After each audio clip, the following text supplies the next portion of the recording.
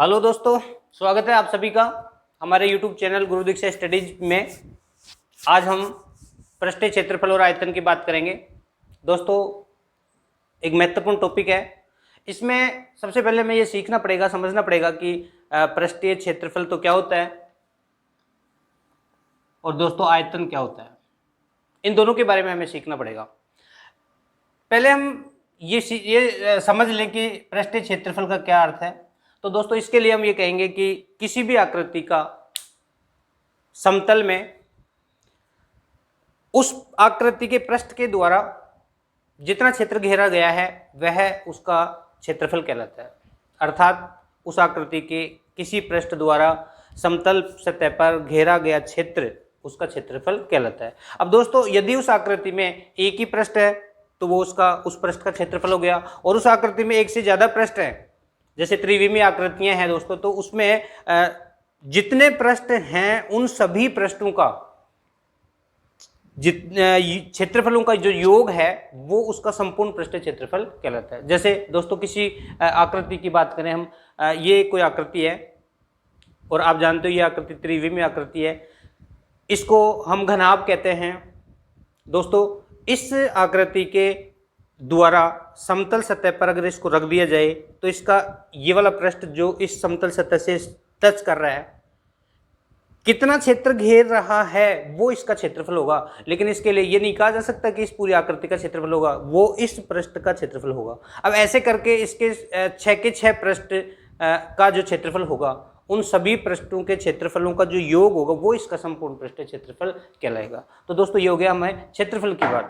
और यदि हम बात करें आयतन की, तो किसी भी आकृति के द्वारा खुले स्पेस में घेरा गया क्षेत्र या स्थान उसका आयतन कहलाता है। अर्थात हम दूसरी तरह से अगर इसकी बात करें आयतन की, तो किसी भी त्रिविमीय आकृति में कितना पदार्थ समा सकता है, कितना तरल पदार्थ समा सकता है, आ सकता है, वो उसका आयतन कहलाता है। जैसे किसी भी बेलनाकार टंकी है, घनाभ आकार टंकी है, घनाकार टंकी है, उसमें कितना पानी आ सकता है या कितना पदार्थ भरा जा सकता है वो उसका आयतन कहलाता है। ये हो गई इसकी बात। अब बात आती है कि पृष्ठीय क्षेत्रफल और आयतन के लिए आकृतियां, 3 तरह की आकृतियां हमें आनी चाहिए या हमें ध्यान रखना चाहिए उनका।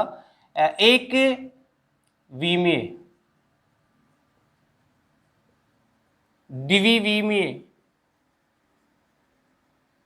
और त्रिविमीय आकृतियां। अब दोस्तों, नंबर 1 सबसे पहले बात करें, एक विमीय आकृति क्या होती है। जैसा हम सुनते आए हैं त्रिविमीय आकृतियां, द्विविमीय आकृतियां, एक विमीय आकृतियां, लेकिन कुछ स्टूडेंट्स को तो ये भी पता नहीं है कि हकीकत में इनकी परिभाषा क्या है या क्या हैं ये आकृतियां, कौन सी हैं ये आकृतियां। उसको समझने के लिए दोस्तों हमको निश्चित रूप से ये ध्यान रखना पड़ेगा कि एक विमीय आकृतियां वे आकृतियां होती हैं जो एक ही अक्ष की दिशा में चलती हैं या एक ही अक्ष में उनका प्रसार होता है। अर्थात ये कोई सरल रेखा है दोस्तों, इसको मैं एक्स अक्ष मान के बात करूं तो इसका प्रसार एक्स अक्ष में ही होगा। इसको एक विमीय आकृति की संज्ञा दी जाती है या कहा जाता है। किरण ये इधर जा रही, ये भी एक विमीय आकृति है। अब बात आई द्विविमीय आकृति में क्या होता है फिर। तो द्विविमीय आकृति में नाम से ही पता चल रहा है कि 2 अक्षों की दिशा में उसका प्रसार होता है। अर्थात ऐसी आकृति जिसका प्रसार 2 अक्षों की दिशा में होता है या 2 अक्षों में होता है। एक तो ये वाला अक्ष वाई अक्ष, एक ये वाला अक्ष, इन दोनों अक्षों में जिस आकृति का प्रसार हो वो आकृतियां द्विविमीय आकृतियां कहलाती हैं। जैसे दोस्तों आयत, अगर अपन बात करें त्रिभुज, अपन बात करें वर्ग, वृत्त, ये सब जो आकृतियां आप देख रहे हैं इन सब का प्रसार दोस्तों द्वि अक्षों में यानी 2 अक्षों की दिशा में इनका प्रसार हो रहा है। इसलिए इन आकृतियों को हम कौन सी आकृतियां बोलेंगे? द्विविमीय आकृतियां कहेंगे। त्रिविमीय आकृतियां, अब दोस्तों नाम से ही पता चल रहा है कि एक विमीय में एक अक्ष की दिशा में प्रसार हो रहा था या एक अक्ष में प्रसार होता है, द्विविमीय में दोनों अक्षों में होता है, तो फिर त्रिविमीय में तीन अक्षों में प्रसार होता है उन आकृतियों का। जैसे ये वाला अक्ष, ये वाला अक्ष अर्थात वाई अक्ष, एक्स अक्ष, और एक होता है बिल्कुल लंबवत। दोस्तों ये जो एकदम इस तरह से इस पेन को देख लीजिए, इस तरह की आकृति में लंबवत। अगर मैं बात करूं समतल में, तो एक अक्ष वाई अक्ष और एक्स अक्ष के बाद अगर बात करूं तो ऊपर की तरफ एक लंबवत अक्ष और हो, तीन अक्षों में की दिशा में इसका प्रसार हो, जैसे बेलन। अब दोस्तों इस आकृति को आप देखेंगे तो इन दो अक्षों के अलावा एक तीसरा अक्ष लंबवत और भी है, घन,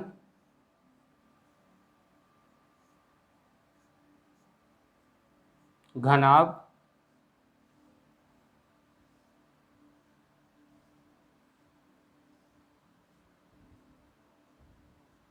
शंकु, गोला। ये जो आकृतियां आप देख रहे हैं दोस्तों, ये आकृतियां सभी त्रिविमीय आकृतियां कहलाती हैं। इसलिए क्योंकि इसमें दो अक्षों के साथ साथ एक लंबवत अक्ष और होता है। अब दोस्तों बात आई कि इन तीनों प्रकार की आकृतियों के बारे में हम बात करें, तो आज जो टॉपिक हम ले रहे हैं उस टॉपिक के अंतर्गत हम इनका पृष्ठीय क्षेत्रफल और आयतन पढ़ेंगे। इनसे संबंधित क्या कौन कौन से सूत्र होते हैं वो पढ़ेंगे, वो सूत्र क्या क्या हैं उनके बारे में हमको अध्ययन करना है। तो दोस्तों अभी हम बात करने जा रहे हैं त्रिविमीय आकृतियों में पृष्ठीय क्षेत्रफल और आयतन के लिए कौन कौन से सूत्र काम में लिए जाते हैं। और उनमें सबसे पहले अगर मैं बात करूं आपसे घन,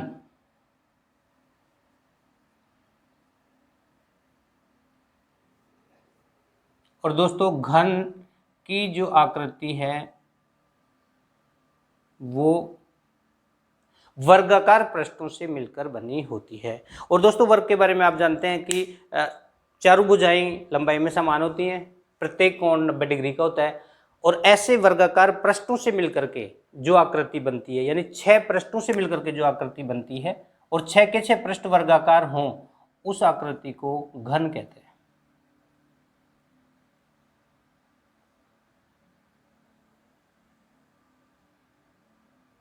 ये आकृति घन है, घनाकार जिसको हम बोल सकते हैं, और इसमें पृष्ठों की संख्या 6 है, पृष्ठ 6। पृष्ठों को फलक भी बोलते हैं दोस्तों, फलक। और इसमें शीर्ष जो है 1 2 3 4 5 6 7 और 8, तो ये शीर्ष हो गए 8। और किनारे दोस्तों, ये जो किनारे हैं इसके, इस तरह के किनारे, उनकी संख्या 12 होती है। इसमें किनारे 12। ये इस घन के अंतर्गत हमको पता होना चाहिए कि इस आकृति में कितने शीर्ष होते हैं, कितने पृष्ठ होते हैं, कितने किनारे होते हैं, जिनको हम कोर भी बोलते हैं। किनारों को हम कोर भी बोलते हैं दोस्तों। इसके बाद इस घनाकार आकृति से संबंधित कुछ महत्वपूर्ण सूत्र हैं। उन सूत्रों के बारे में यदि अपन बात करें तो सबसे पहले आप लोगों को ये बता चुके कि इसका प्रत्येक पृष्ठ वर्गाकार होता है। आप देखेंगे कि मैं जिस पृष्ठ को छायांकित कर रहा हूं, ये इसका एक पृष्ठ है। अगर हम इसको घनाकार डिब्बा माने, बॉक्स माने, तो इस बॉक्स का सामने वाला जो पृष्ठ है वो ये है, और ये पृष्ठ वर्गाकार है। मैं कहूं कि घन के एक पृष्ठ का क्षेत्रफल, तो फिर एक पृष्ठ का क्षेत्रफल क्या होगा? तो पृष्ठ ही वर्गाकार है, तो जो वर्ग का क्षेत्रफल होगा वही इसका क्षेत्रफल होगा। तो फिर हम कहेंगे कि घन के एक पृष्ठ का क्षेत्रफल होगा भुजा स्क्वायर। दूसरा, इसमें 6 पृष्ठ हैं। अब दोस्तों 6 का मतलब होगा सारे पृष्ठ 6 हैं, तो फिर संपूर्ण पृष्ठीय क्षेत्रफल, तो हम लिखेंगे घन का संपूर्ण पृष्ठीय क्षेत्रफल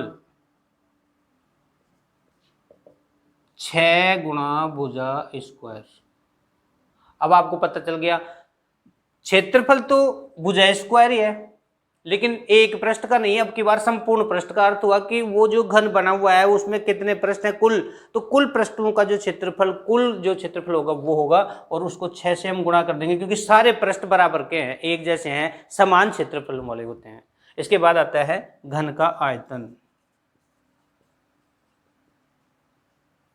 और घन के आयतन का सूत्र होता है दोस्तों भुजा क्यूब। भुजा क्यूब का मतलब भुजा की 3 घात, इसको भुजा गुणा भुजा गुणा भुजा 3 बार हम लिख सकते हैं। इसके बाद आता है घन का विकर्ण, घन का विकर्ण, और विकर्ण का सूत्र है √3 भुजा स्क्वायर।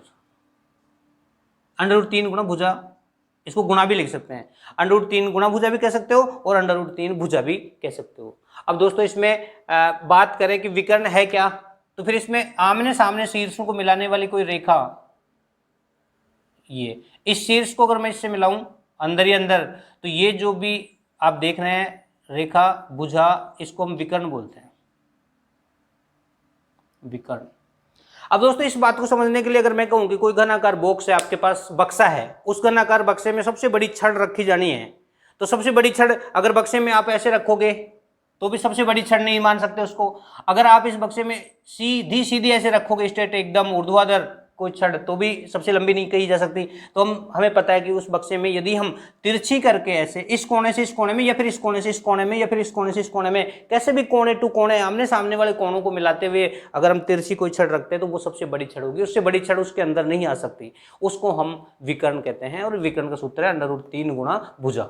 इसके बाद दोस्तों ये था घन, और हम आपको घन के बारे में बताएं तो ये आकृति जो मैं आपको त्रिविमीय आकृति दिखा रहा हूं, उस आकृति में आप ध्यान से देख सकते हैं कि ये एक घन है, अर्थात घनाकार आकृति है, त्रिविमीय आकृति है। इसमें 6 पृष्ठ हैं दोस्तों, आप देख सकते हो 1 2 3 4 5 और 6, आमने सामने का, ऊपर नीचे का, अगल बगल का।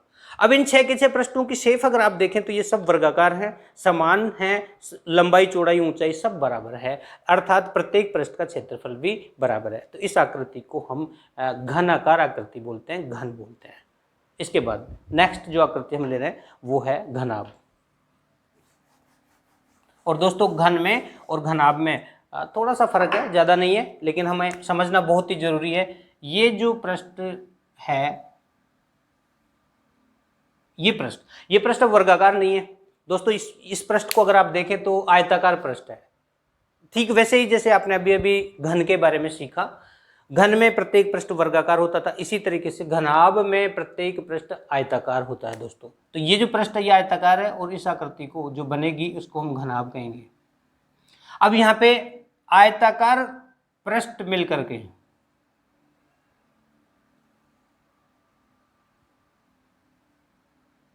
ये देखिए दोस्तों, ये आकृति घनाभ की जैसी आकृति है, घनाभ है, और इस आकृति में जिसको मैं छायांकित कर रहा हूं ये इसके सामने वाला पृष्ठ है दोस्तों, अर्थात एक पृष्ठ सामने वाला। इस तरह के इसमें 6 पृष्ठ हैं, लेकिन हम ये नहीं कह सकते कि समान लंबाई चौड़ाई ऊंचाई वाले हैं, इन सब की लंबाई चौड़ाई ऊंचाई अलग अलग है। यहाँ पे हम आपको एक घनाभ की आकृति से अगर बात करें तो ये एक घनाभ की आकृति है। अभी आपने देखा था घन, और ये है आपके सामने घनाभ। दोस्तों आप देख सकते हैं ये तो घन है और ये घनाभ है। इस घन और घनाभ में महत्वपूर्ण अंतर, इसका प्रत्येक पृष्ठ एक जैसा है, समान क्षेत्रफल वाला है, लंबाई चौड़ाई ऊंचाई बराबर है। जबकि इसके पृष्ठों की बात करें तो इसका जैसा ये पृष्ठ है इसको वर्गाकार न कह के आयताकार कहेंगे, क्योंकि इसके आमने सामने की भुजाएं बराबर हैं, न कि चारों भुजाएं बराबर हैं। तो आमने सामने की भुजाएं ही यदि बराबर है तो पृष्ठ आयताकार होगा, और इसके जैसा पृष्ठ ठीक इसके सामने वाला पीछे वाला है, अर्थात सामने वाले पृष्ठ के समान क्षेत्रफलों वाला पृष्ठ इसके सामने है। तो कुल मिलाकर के ये 2 पृष्ठ एक जैसे हो गए। इसके अलावा ऊपर वाला जैसा पृष्ठ है ये भी आयताकार तो है, लेकिन जितनी लंबाई चौड़ाई इसकी है, जितना क्षेत्रफल इसका है, उतना क्षेत्रफल इसका नीचे वाले का होगा। बगल वाले का जैसा है क्षेत्रफल वैसा इधर वाले का होगा, अर्थात 2-2 के ग्रुप ऐसे हो गए इसमें जिनका क्षेत्रफल समान होगा, लंबाई चौड़ाई ऊंचाई इनकी समान होगी। लेकिन घनाभ की खुद की घन की तरह नहीं, लंबाई समान न हो करके लंबाई चौड़ाई ऊंचाई सब अलग अलग होती हैं। प्रत्येक पृष्ठ आयताकार होता है। पृष्ठों की संख्या 6 ही होती है दोस्तों। और अभी आपके सामने जैसे हमने बात की थी कि इसमें पृष्ठ तो होंगे उतने ही जितने घन में होते हैं, जिनको आप फलक भी बोलते थे, तो ये होंगे 6। और जो शीर्ष की बात की थी अपन ने, कोणे जिनको हम कहते हैं, वो 8 ही होंगे, 5, 6, 7 और 8। इसके बाद किनारे, जिनको हमने कोर भी कहा था, और ये होंगे 12। ये सेम है घन और घनाभ में। अब बात आई कि इनके घनाभ के जो सूत्र हैं वो क्या क्या हो सकते हैं, तो उसके लिए हम आपसे बात करें तो घनाभ का एक पृष्ठ का क्षेत्रफल।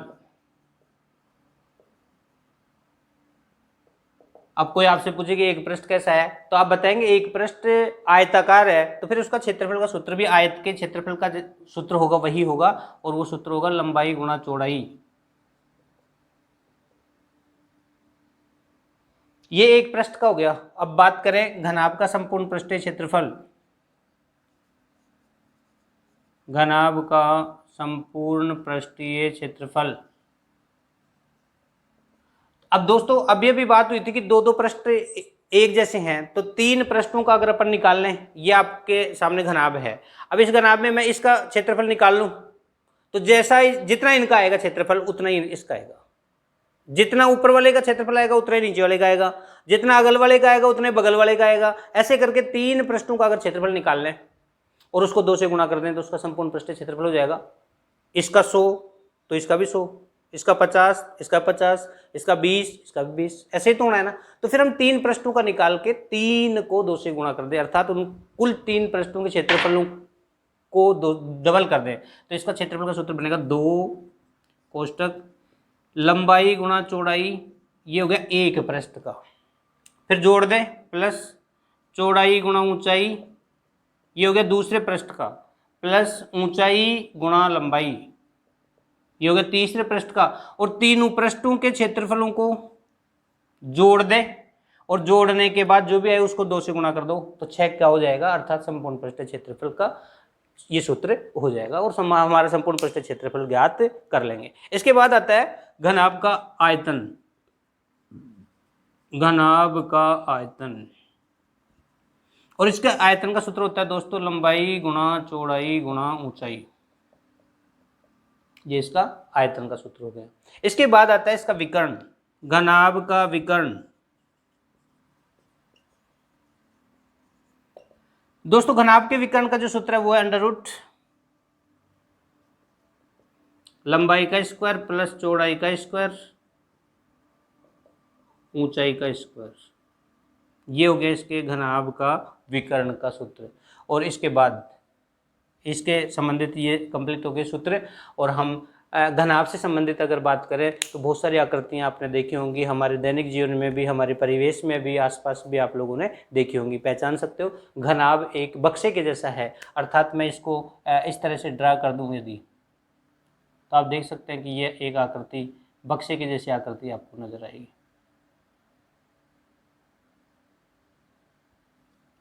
ये बक्सा है, बक्सा घनाभ के जैसा होगा, पुस्तक घनाभ के जैसी होगी, दीवार घनाभ के जैसी होगी, हमारी कमरे की आकृति घनाभ के जैसी होगी, यदि हमने खुद ने चला के नहीं बनाया उसको घन जैसा तो। और पानी का हौज जो है वो भी घनाभ के जैसा होगा। हम चाहें तो घन के जैसा भी बना सकते हैं, बाकी वो घनाभ के जैसा होता है अमूमन, क्योंकि उसकी लंबाई चौड़ाई ऊंचाई सब अलग अलग होती है। दोस्तों इसी क्रम में हम आगे बढ़ें तो घन और घनाभ के बाद अब लेते हैं बेलन।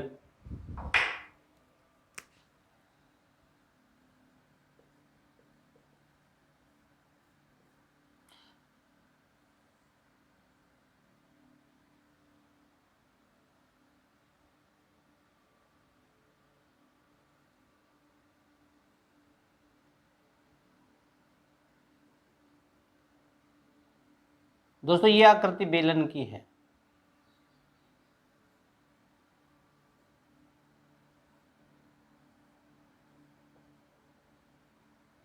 ये जो आकृति बेलन है, ये बेलन ऊर्ध्वाधर बेलनाकार स्थिति है, अर्थात इस तरह की स्थिति है, इसकी खड़ी स्थिति। हम चाहें तो इस बेलनाकार स्थिति को या आकृति को हम ऐसे भी बना सकते हैं, आडी स्थिति में, जिसको हम क्षैतिज स्थिति बोलते हैं।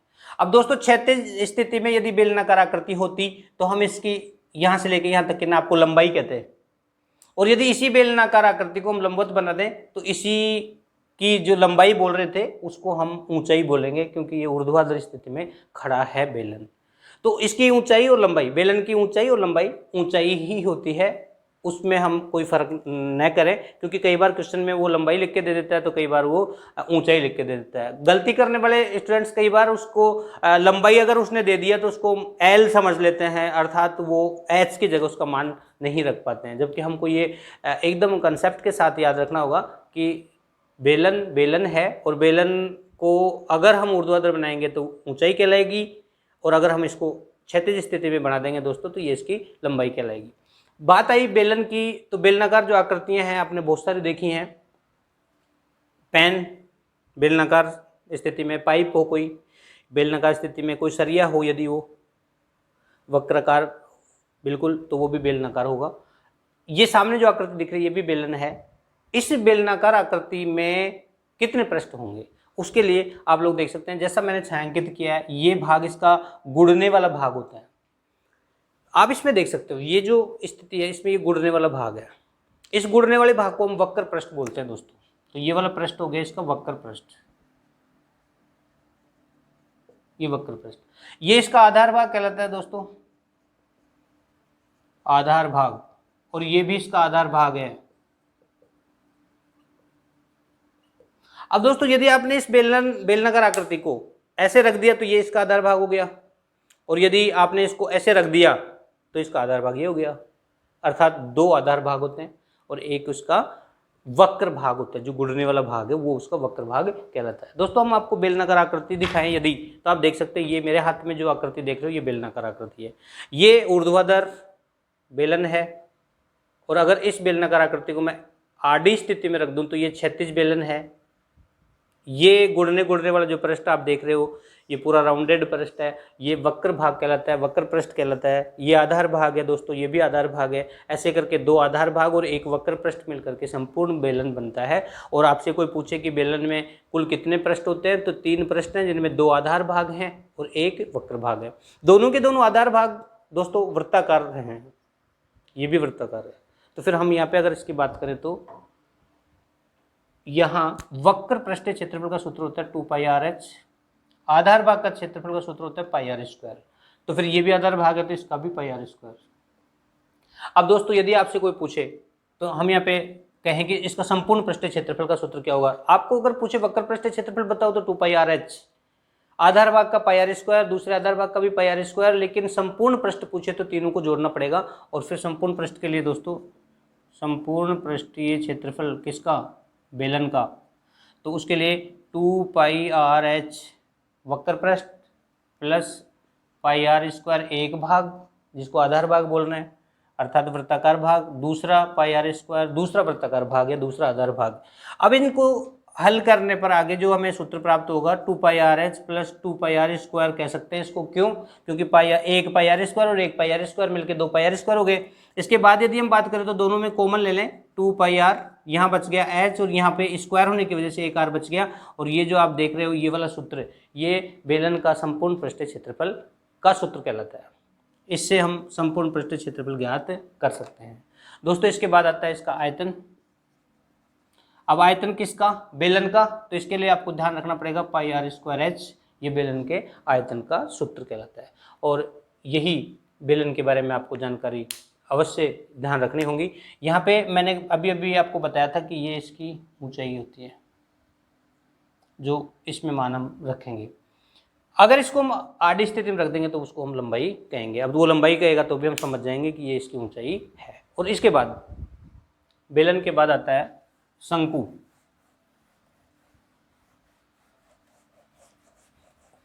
दोस्तों देखिए शंकु आकार आकृति कैसी होती है।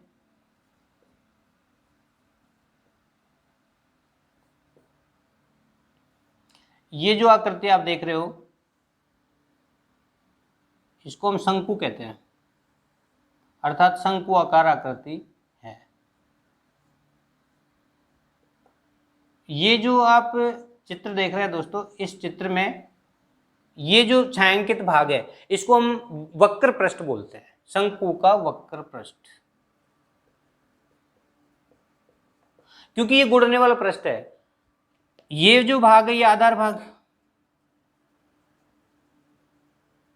और ये जो भाग देख रहे हो आप ढलान वाला भाग है, इसको एल बोलते हैं, इसको बोलते हैं ढालू भाग।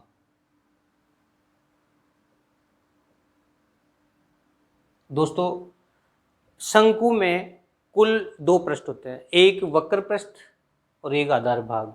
ये जो तिरछी आप देख रहे हो, तिरछी, इसको तिर्यक ऊंचाई भी बोलते हैं और ढालू भाग की लंबाई भी बोलते हैं। अब दोस्तों यदि कोई ऊपर से नीचे गुड़े, ये ऊपर से नीचे गुड़े तो ढलान है, तो इसलिए इसको ढालू भाग बोलते हैं और ढालू भाग की लंबाई कहते हैं इसको एल द्वारा, इसको, ये इसका प्रतीक है। और अगर कोई नीचे से ऊपर जाए, ये नीचे से ऊपर जा रहा है तो दोस्तों ये चढ़ेगा, तो इसके लिए क्या हो गया, ये तिरछी ऊंचाई, तिरछा चढ़ेगा। जैसे पहाड़ी के ढलान पर हम नीचे से ऊपर चढ़े तो उसकी ऊंचाई कहलाती है, ऐसे ही शंकु में भी इसको हम तिरछी ऊंचाई भी कहते हैं और ढालू भाग की लंबाई भी बोलते हैं। अब दोस्तों बात आई कि हम आपको आकृति दिखाएं, तो ये देखिए, ये जो आकृति आप मेरे हाथ में देख रहे हो दोस्तों, इस आकृति को हम शंकु बोलते हैं। इसको जोकर की टोपी भी बोलते हैं, अर्थात जोकर की टोपी की तरह का है ये जो आकृति है। इस आकृति में ये जो हिस्सा देख रहे हो आप गोल्डन गोल्डन कलर वाला, ये हिस्सा ढालू भाग कहलाता है, जिसको हम वक्र पृष्ठ बोलते हैं। सॉरी, ढालू भाग में गुड़ने वाला पृष्ठ है, इसको हम वक्र पृष्ठ बोलते हैं। और इसमें ये जो इसका आधार भाग है ये वृत्ताकार होता है, तो ये आधार भाग हो गया और ये इसका वक्र पृष्ठ हो गया। दोनों मिलके शंकु बनाते हैं और इन दोनों का कुल जो क्षेत्रफल होगा वो इसका संपूर्ण पृष्ठीय क्षेत्रफल कहलाएगा। अब बात आई कि इनका सूत्र क्या होता है। तो दोस्तों अगर आपसे पूछे कि शंकु का वक्र पृष्ठीय क्षेत्रफल का सूत्र बताओ, तो पाई आर एल, ये आपको ध्यान रखना पड़ेगा, ये इसके वक्र पृष्ठ का है। आधार भाग दोस्तों वृत्ताकार ही है, अभी आपने आकृति में भी देखा, और इसको हम सूत्र के रूप में पाई आर स्क्वायर बोलेंगे। इसके अलावा ढालू भाग की लंबाई की अगर कोई बात करें तो इसका जो सूत्र होता है वो देखिए दोस्तों, ये शंकु है,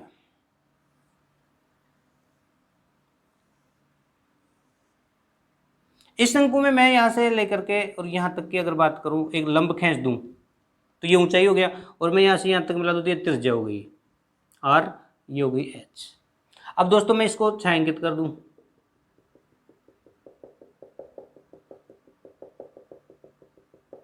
तो चूंकि मैंने ये लंब बनाया था तो ये वाला कोण तो हो गया इसका 90 डिग्री का, और ये छायांकित भाग हो गया पूरा एक त्रिभुज, जिसको हम बोलेंगे समकोण त्रिभुज। तो समकोण त्रिभुज में आधार और लंब, और ये हो गया कर्ण, और जो कर्ण है उसको हम बोल रहे हैं एल, ढालू भाग की लंबाई या तिर्यक ऊंचाई।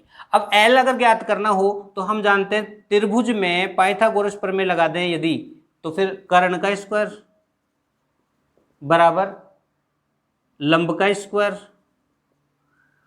प्लस आधार का स्क्वायर, एक सूत्र होता है पाइथागोरस प्रमेय के अनुसार। अब इसमें कर्ण क्या है एल, तो फिर एल का स्क्वायर, लंब क्या है यहाँ पे एच, एच का स्क्वायर प्लस आधार क्या है आर, त्रिज्या जिसको बोलते हैं, तो आर का स्क्वायर हो गया। और अगर मैं इसका स्क्वायर हटा दूं तो दोस्तों पिछले वीडियो में हम सीख चुके हैं कि स्क्वायर हटाएंगे तो इधर अंडर रूट लगा देंगे, तो एल बराबर under root H square plus R square हो जाएगा। तो हमारा जो इस एल को ज्ञात करने का सूत्र हो गया वो हो गया एल स्क्वायर बराबर H square plus R square का अंडर रूट। ये सूत्र आपको ध्यान रखना है। अब दोस्तों आप जानते हैं पक्षांतरण करके हम इसी सूत्र से एच निकाल सकते हैं, इसी सूत्र से हम आर निकाल सकते हैं। यदि आर निकालनी है तो ये दोनों मान ढालू भाग की लंबाई और ऊंचाई दी हुई होगी। यदि हमें एच ऊंचाई निकालनी है तो फिर त्रिज्या और ढालू भाग की लंबाई दी हुई होगी। और यदि दोस्तों ऊंचाई और त्रिज्या दे रखी है तो हम ढालू भाग की लंबाई या तिर्यक ऊंचाई ज्ञात कर सकते हैं इस सूत्र के द्वारा। अर्थात कोई भी 2 मान दे दो तो तीसरा हम ज्ञात कर सकते हैं। ये था शंकु के बारे में। और इसमें एक सूत्र जो शंकु का बच गया वो है आयतन। शंकु का आयतन है दोस्तों 1/3 पाई आर स्क्वायर एच। और अभी अभी आपने सीखा उसमें बेलन जो पढ़ा था इससे पहले, उसमें ये सूत्र था आयतन का पाई आर स्क्वायर एच। तो ये तो हो गया बेलन का, और यदि बेलन के सूत्र के साथ 1/3 लगा दें तो ये फिर सूत्र हो गया किसका, शंकु का, अर्थात शंकु के आयतन का सूत्र हो गया। अब इसमें 1/3 का अर्थ क्या हुआ, 1/3। तो इससे एक चीज और सीखी जा सकती है दोस्तों कि किसी भी बेलन में समान ऊंचाई के, ऊंचाई यही होगी, समान ऊंचाई के 3 शंकुओं के जितना आयतन होता है। अब दोस्तों आप देख सकते हो मैंने इस बेलन में से 1/3 वाला शंकु निकाल दिया है, अर्थात बेलन का पूरे का आयतन का सूत्र यदि πr² h होगा तो शंकु का केवल 1/3 यानी 1/3 ही होगा और πr² h, अर्थात बेलन के कुल आयतन का 1/3 शंकु का आयतन होता है। दूसरे शब्दों में बेलन का जो आयतन है वो शंकु के आयतन का 3 गुना होता है। समान ऊंचाई होनी चाहिए, ये इसकी टर्म और कंडीशंस हैं, क्योंकि ऊंचाई उसी बेलन की जितनी है उतनी ही उस शंकु की होनी चाहिए। तो हम इसको कह सकते हैं कि किसी भी बेलन का जो आयतन है वो शंकु के आयतन का 3 गुना होता है, अर्थात शंकु का आयतन बेलन के आयतन का 1/3 होता है। इसीलिए उसके सूत्र के साथ हम 1/3 लिख देते हैं और πr² h लगा के उसका आयतन निकाल लेते हैं। इसके बाद आता है दोस्तों गोला। ये एक आकृति है गोला।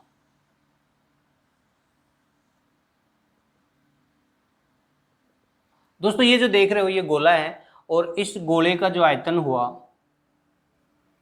या गोले का जो आयतन और क्षेत्रफल के सूत्रों की बात की जाए तो गोले में जो पृष्ठों की संख्या अगर पूछे तो एक ही पृष्ठ होता है और वो भी गुणने वाला।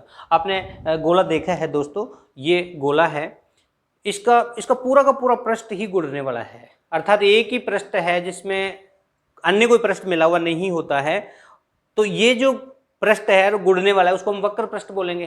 तो फिर इसमें ये जो पृष्ठ हुआ ये कैसा पृष्ठ होगा, वक्र पृष्ठ। और वक्र पृष्ठ का जो सूत्र होता है वो होता है 4πr²। आपसे पूछे गोले का वक्र पृष्ठ क्षेत्रफल ज्ञात करो तो कौन सा सूत्र लगाएंगे, 4πr² वाला। अब आपसे कोई कहे कि इसका संपूर्ण पृष्ठ क्षेत्रफल ज्ञात करो तो संपूर्ण पृष्ठ में इसके जितने भी पृष्ठ हैं उन सबके पृष्ठों का क्षेत्रफल जोड़ देते हैं। लेकिन यहाँ पे क्योंकि पृष्ठ ही एक है, गुणने वाला वक्र पृष्ठ ही है, तो फिर हम जोड़ेंगे क्या, जब पृष्ठ ज्यादा होंगे तभी तो जोड़ते हैं। अब पृष्ठ ही एक है तो फिर इसका जो संपूर्ण पृष्ठीय क्षेत्रफल का जो सूत्र होगा, संपूर्ण पृष्ठीय क्षेत्रफल गोले का, वो भी 4πr² ही होगा, अर्थात ये वाला सूत्र और ये वाला सूत्र दोनों समान होंगे। आपसे कोई भी पूछे गोले का वक्र पृष्ठ क्षेत्रफल और संपूर्ण पृष्ठ क्षेत्रफल दोनों के लिए एक ही सूत्र काम में लेंगे और वो है 4πr²। दोस्तो3 यदि आपसे पूछे कि गोले का आयतन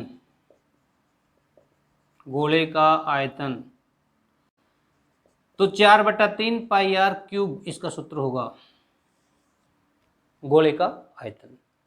ये आपका गोला हो गया। और यदि कोई कहे कि इस गोले के 2 भाग कर दो, आधा कर दो गोले को, तो फिर वो गोला नहीं रहेगा, वो हो जाएगा अर्धगोला।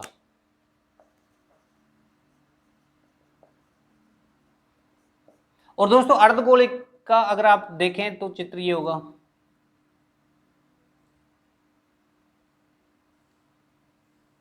ये अर्धगोला है। ये जो मैं छायांकित कर रहा हूं ये गोले का गुणने वाला भाग है और इस भाग को हम कहेंगे वक्र पृष्ठ, गोले का वक्र पृष्ठ। और ये वाला भाग है ये आधार भाग। अब दोस्तों संपूर्ण गोला जो था, पूरा गोला जो था, उस गोले में कहीं भी हमको वृत्ताकार पृष्ठ या आधार भाग नजर नहीं आया या नहीं होता है। लेकिन अगर इसी गोले के 2 भाग कर दिए जाएं तो फिर निश्चित रूप से उसमें एक एक ये आधार भाग और निकल के हमारे सामने आता है। और संपूर्ण पृष्ठ की बात करेंगे तो आधार भाग और वक्र पृष्ठ दोनों पृष्ठों को जोड़ने पर संपूर्ण पृष्ठ ज्ञात किया जाएगा। जैसा कि अभी आपके सामने ये जो देख रहे हो ये गोला है और यदि मैं इसके काट के इसका आधा कर दूं तो फिर क्या होगा, देखिए आप सब जानते भी हैं। मैंने इसको काट दिया है और अब मैं काटने के बाद अगर बात करूं तो इसका आधा हो गया। देखिए अब आधा होते ही इन दोनों अर्ध भागों में यानी दोनों अर्ध गोलों में एक एक ऐसा भाग आया, एक एक ऐसा पृष्ठ नजर आ रहा होगा आपको जो वृत्ताकार पृष्ठ है। और इस वृत्ताकार पृष्ठ को ही हम क्या बोलेंगे, आधार भाग। देखिए दोस्तों, दो अर्धगोले हो गए, इनमें से किसी एक अर्धगोले की अगर मैं बात करूं, आपसे कोई कहे कि ये वाला भाग क्या है, तो वक्र पृष्ठ, ये वाला भाग आधार भाग है, और इसका संपूर्ण पृष्ठ क्षेत्रफल क्या होगा, तो फिर वृत्ताकार भाग जिसको आधार भाग बोल रहे हो इसका क्षेत्रफल और वक्र पृष्ठ का क्षेत्रफल दोनों का जोड़ दो, उन जोड़ को ही अर्थात दोनों के कुल क्षेत्रफल को ही हम संपूर्ण पृष्ठ क्षेत्रफल कहेंगे। तो दोस्तों देखिए यहाँ पे वक्र पृष्ठ का जो क्षेत्रफल होगा वो इसका गोले का आधा होगा, इसके वक्र पृष्ठ का क्षेत्रफल 4 पाई आर स्क्वायर है, तो अर्धगोले का 2 पाई आर स्क्वायर होगा। ये आधार भाग है, वृत्ताकार है, इसलिए इसका पाई आर स्क्वायर होगा। और दोस्तों अगर इसको संपूर्ण पृष्ठ की अगर कोई बात करे आपसे कि इस अर्धगोले का संपूर्ण पृष्ठ बताओ, तो संपूर्ण पृष्ठ के लिए इनको जोड़ना पड़ेगा। अर्धगोले का संपूर्ण पृष्ठीय क्षेत्रफल, तो फिर देखिए 2 पाई आर स्क्वायर तो वक्र पृष्ठ, और पाई आर स्क्वायर प्लस करो आधार भाग, और 2 पाई आर स्क्वायर और 1 पाई आर स्क्वायर, इन दोनों को जोड़ देंगे तो 3 पाई आर स्क्वायर इसका संपूर्ण पृष्ठीय क्षेत्रफल का सूत्र होगा। किसका? अर्धगोले का। और इसके आयतन की अगर बात की जाए, किसका आयतन? अर्धगोले का। तो फिर अर्धगोले के आयतन की बात करेंगे तो पूरे गोले का आयतन क्या होता है? 4/3 पाई आर क्यूब। तो फिर इसका आधा हो जाएगा, आधे का मतलब गणित में 1/2 कर दो। किसका 1/2 कर दो? इसका कर दो 4/3 पाई आर क्यूब। तो 2 से ये 4 कट जाएगा 2 बार, और हमारे पास जो बचेगा वो बचेगा 2/3 पाई आर क्यूब। ये हो गया अर्धगोले का आयतन। गोला हो गया, अर्धगोला हो गया। दोस्तों अभी आपने जो इसमें कुछ सूत्रों के बारे में बात की, उसके अंतर्गत आपने देखा घन, घनाभ, बेलन, शंकु, गोला, अर्धगोला, इन सभी त्रिविमीय आकृतियों के क्षेत्रफल और आयतन से संबंधित सूत्र क्या है वो आपने आज की इस क्लास में देखा। दोस्तों यदि आपको ये क्लास समझ में आई हो, पृष्ठीय क्षेत्रफल और आयतन, त्रिविमीय आकृतियां अगर समझ में आई हैं, तो निश्चित रूप से आप इस चैनल को सब्सक्राइब करें और शेयर करें, ज़्यादा से ज़्यादा लाइक करें। अगले वीडियो के अंतर्गत हम इन सभी त्रिविमीय आकृतियों से संबंधित क्वेश्चन जो पूछे जाते हैं वो किस टाइप्स के क्वेश्चन होते हैं और उनको कैसे चुटकियों में हल करेंगे, किस तरह से इन सूत्रों को याद रख पाएंगे, उसके बारे में बात करेंगे। धन्यवाद।